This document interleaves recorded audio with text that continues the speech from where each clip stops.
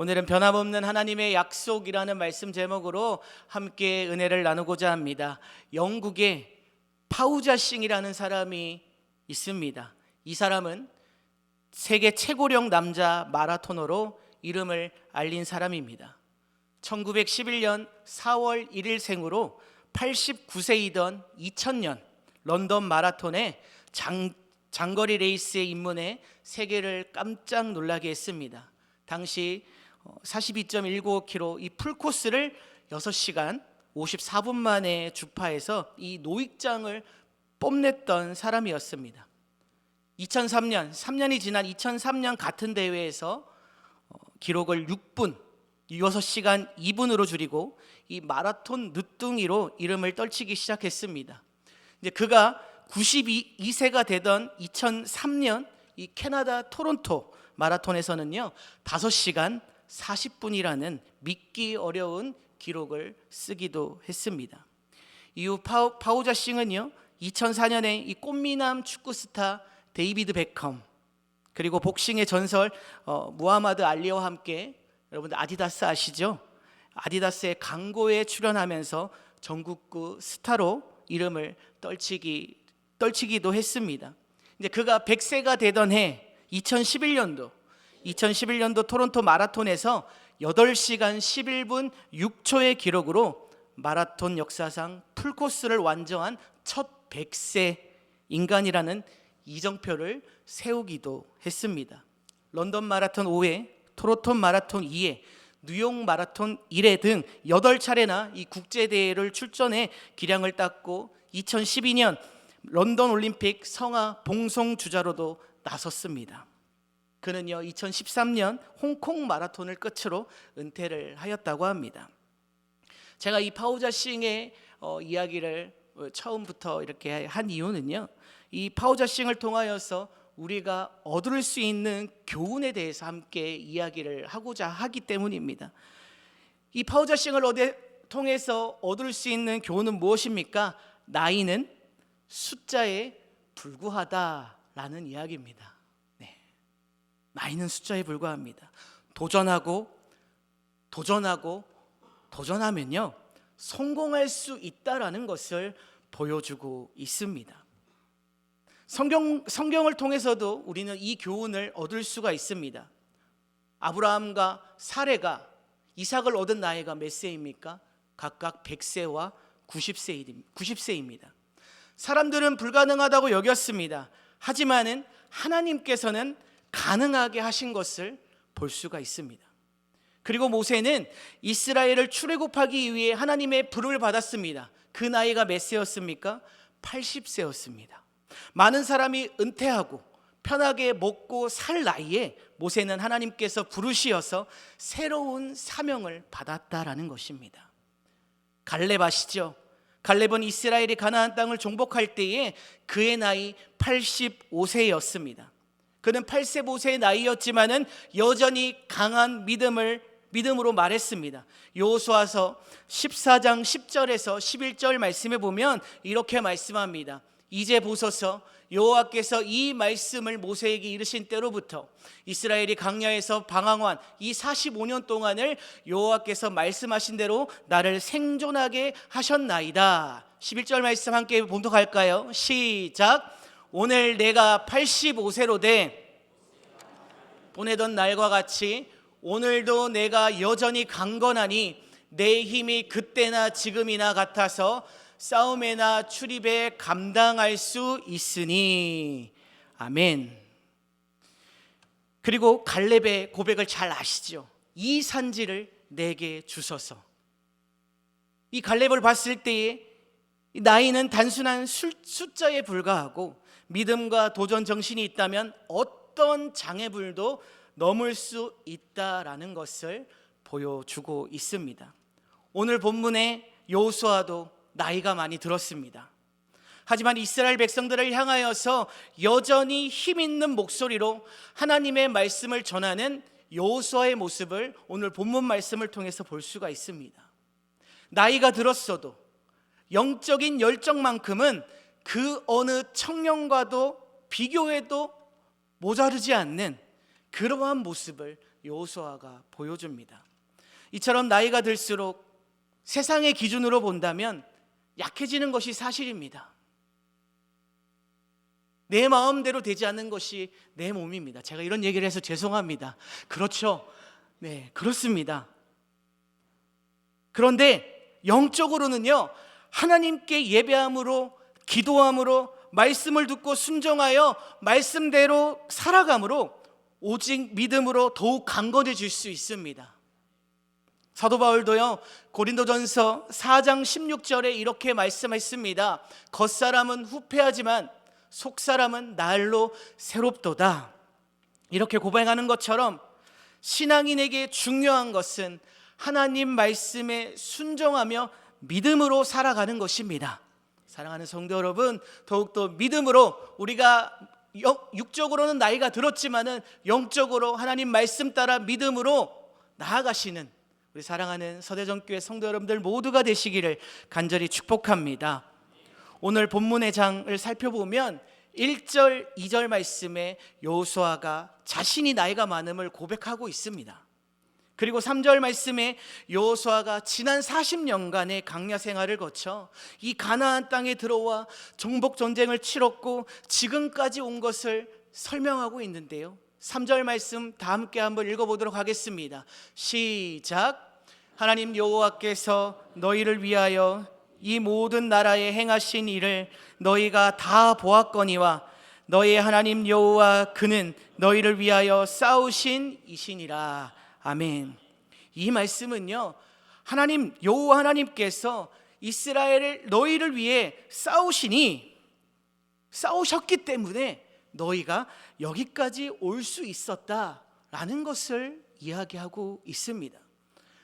하지만 오늘 본문을 살펴보면 앞으로 이스라엘이 이제 그동안은 하나님께서 지켜주셨지만 앞으로의 이스라엘이 살아갈 나날들, 그 나날들에 대해서 이야기를 하고 있습니다. 그리고 이스라엘이 펼쳐질 문제들을 여호수아가 염려하며 8절 말씀에 이스라엘 백성들에게 이렇게 말합니다. 오직 너희의 하나님 여호와께 가까이 하기를 오늘까지 행한 것 같이 하라. 무슨 뜻입니까?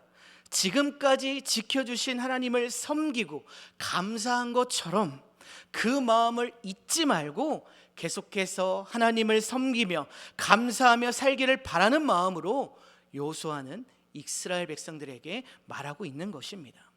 그렇다면 여호수아는 무엇을 걱정하기에, 어떠한 것을 걱정하기에 이같이 말하고 있는 것일까요?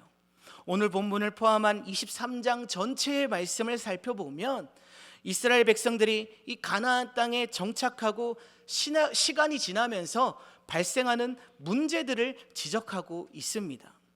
첫 번째로 이스라엘은 가나안 땅에 남아있는 이방 민족들의 위협 앞에 놓여 있습니다. 둘째로요, 이스라엘 백성들 안에 있는 영적 해이함입니다.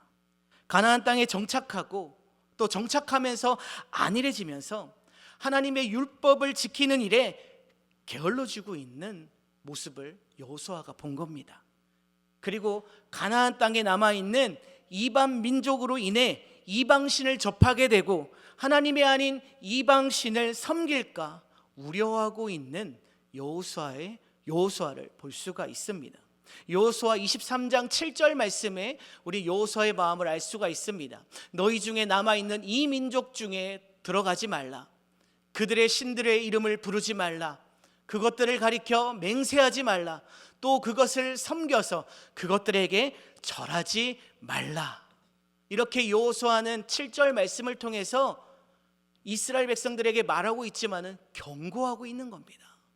하나님 외에 다른 신을 섬기지 말라고 하신 그 하나님의 놀라우신 말씀을 지켜 행하라라고 하는 여호수아의 말인 것이죠. 하지만 오늘 본문을 살펴보면 더욱더 그렇습니다. 그리고 세 번째로요, 지도자의 세대 교체라는 큰 위기가 있습니다. 여호수아가 나이가 많이 들었다고 앞서 얘기 드렸습니다. 나이가 많이 들었기 때문에 언제 죽을지도 모르는 상황이었습니다. 이스라엘 백성들에게는 가장 큰 불안 요소 중에 이 여호수아의 다음 지도자가 과연 누가 세워질까라는 것이 염려거리였을 것입니다. 성경을 봐도 알 수 있듯이 여호수아 다음으로 사사가 등장하기 전까지 여호수아 같은 지도자는 세워지지 않았습니다. 나오지 않았음을 우리가 성경 말씀을 통해서 알 수가 있습니다. 마지막으로요, 다음 세대를 위한 걱정이었습니다. 광야에서의 고난을 겪지 않은 이제 새로운 세대가 등장하면서 하나님의 은혜를 잊어버리고 이방신들을 따라 갈 수 있다는 우려가 매우 큰 상황이었습니다. 여호수아가 이와 관련해서 16절 말씀에 이스라엘 백성들에게 경고하며 말하고 있습니다. 16절 말씀을 다 함께 읽어보도록 하겠습니다. 시작. 만일 너희가 너희의 하나님 여호와께서 너희에게 명령하신 언약을 범하고 가서 다른 신들을 섬겨 그들에게 절하면 여호와의 진노가 너희에게 미치리니. 아멘. 여호수아가 이 염려하는 이 네 가지의 걱정과 문제들을 살펴보는데, 오늘날 우리 사회와 교회가 겪고 있는 어려움과 비슷함을 보게 됩니다. 첫 번째로 물질주의와 세속화라는 현대판 이방신들의 위협에 우리는 살고 있습니다. 물질은 물론이고 스마트폰, 요즘에 젊은 사람들은 유튜브, SNS와 관련하여서 릴스라고 합니다. 릴스 등 우리의 새로운 우상이 되어가고 있는 것들이 너무나도 많습니다. 성도들도 마찬가지로 이러한 것들을 더 우선시 여기고 중요하게 여기며 살고 있는 모습을 어렵지 않게 볼 수가 있습니다. 이렇게 살아가는 이유가 무엇입니까? 그 이유는 우리의 삶의 편안함, 우리가 잘 먹고 잘 살기 때문에 우리의 마음 가운데 편안함이 있는 겁니다. 그로 인하여서 우리에게 신앙적인 영적 나태함을 가져오게 됩니다. 그로 인하여서 예배와 기도 생활이 단순히 형식적으로 되어가고 있는 우리의 모습을 볼 수가 있을 것입니다. 더 나아가 말씀 생활과 기도 생활과 예배 생활을 하지 못하는 상황까지 오게 될 수도 있습니다.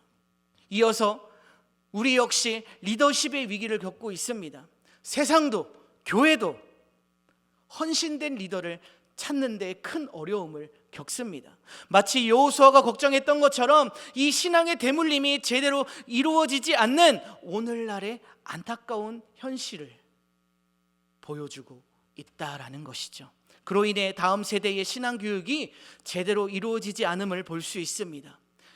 기독교 가정의 자녀들조차 이 세속적 가치관에 많은 영향을 받고 있으며, 또한 이 자녀들은 부모 세대의 신앙을 단순히 문화적 유산으로만 여기는 경향을 가지고 있다라는 것이죠.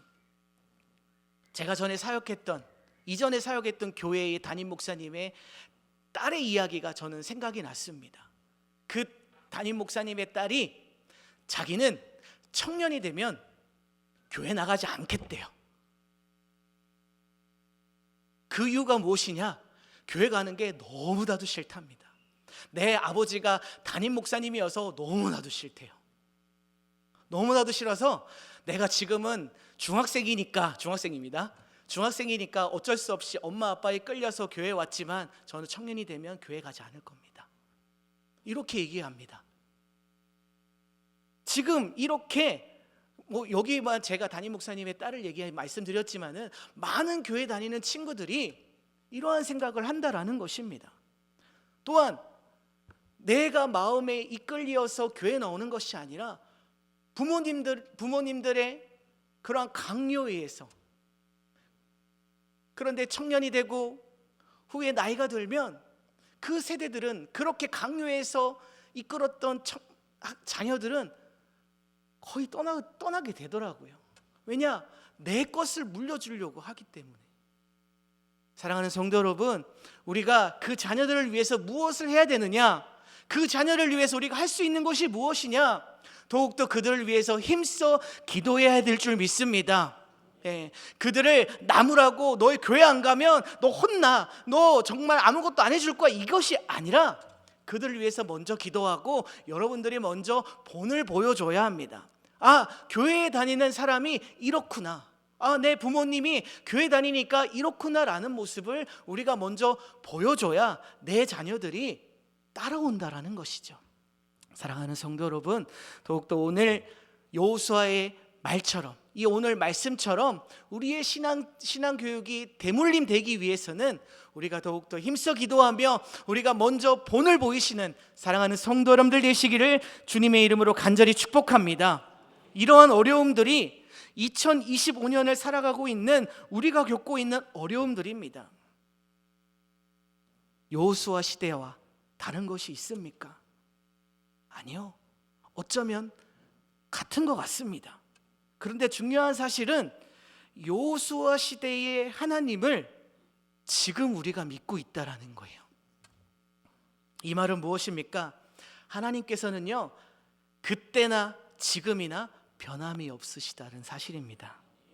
우리를 지키시고 보호해 주시며 받을 자격이 없는 우리에게 주신 은혜를 더하여 주신다라는 것입니다. 3절 말씀에 여호수아는 이렇게 선포합니다. 여호와 하나님은 너희를 위하여 싸우시는 이시라. 이 선포를 통하여 우리는 우리가 겪는 어려움이나 문제들을 우리의 힘이 아닌 하나님의 능력으로 극복하고 승리할 수 있다라는 사실을 깨달아야 합니다. 또한 하나님께서 이스라엘 백성들에게 약속하신 모든 것이 이루어진 것처럼 지금도 하나님께서 약속하신 것을 이루시는 분이심을 우리가 믿고 나아가야 합니다. 14절 말씀입니다. 함께 읽어보도록 할까요? 시작. 하나님 여호와께서 너희에게 대하여 말씀하신 모든 선한 말씀이 하나도 틀리지 아니하고 다 너희에게 응하여. 이 14절 말씀의 새 번역을 보니까요, 이렇게 번역하고 있습니다. 당신들은 주 하나님이 약속하신 모든 선한 말씀 가운데서 이루어지지 않는 것이 하나도 없음을 당신들 모두의 마음과 모두의 양심 속에 분명히 알고 있습니다. 아멘. 또 그 가운데서 한 말씀도 어김이 없이 다 이루어졌습니다 라고 새 번역에서는 기록하고 있습니다. 이처럼 하나님은요, 신실하신 분이시기에 어떠한 어려움이 우리에게 찾아온다 할지라도 우리가 예배에 힘쓰며 하나님 말씀을 의지하고 기도에 힘쓰며 나아갈 때에 하나님께서는 우리를 선한 길로, 좋은 길로 인도하여 주시는 줄 믿습니다. 그 길을 하나님을 의지하고 믿으며 나아가시는 사랑하는 성도 여러분들 되시기를 간절히 축복합니다. 더 놀라운 사실은요, 우리의 연약함에도 불구하고 우리를 끝까지 포기하지 않으시는 하나님의 사랑입니다. 죽을 수밖에 없는 우리를, 지옥의 구렁텅이에 빠질 수밖에 없는 우리를 사랑하시어 하나님 나라 천국에 갈 수 있는 구원의 길을 허락하여 주셨습니다. 이 말씀을 누구를 통해서 알 수 있습니까? 바로 예수님입니다. 하나님께서 예수 그리스도를 통해 주신 그 구원의 은혜는 모든 영적 전쟁에서 우리가 이미 승리했다라는 확신을 우리에게 줍니다. 이 은혜 안에서 오늘도 담대하게 살아가시는 성도 모두가 되시기를 간절히 축복합니다. 마지막으로요, 예수님께서 제자들에게 모든 민족을 제자로 삼으라고 말씀하셨습니다. 어쩌면 오늘 여호수아가 이스라엘 백성들에게 선포하여 말한 것보다 더 큰 영적 사명입니다. 그렇기에 더 어렵고 하기 힘든 사명입니다. 왜 힘듭니까? 왜 어렵습니까? 그 이유는 내가 낮아져야 하기 때문이죠. 어쩌면 나를 죽여야 하기 때문입니다. 하지만 기억하십시오. 예수님께서는 우리에게 주신 사명과 함께 약속하셨습니까? 어떤 약속입니까? 내가 세상 끝날까지 너희와 함께 하리라, 함께 있으리라. 이 약속을 우리에게 주셨습니다. 우리 주님은 우리가 사명을 감당하는 매 순간마다 함께 하시며 힘을 주시며 용기를 더하여 주십니다.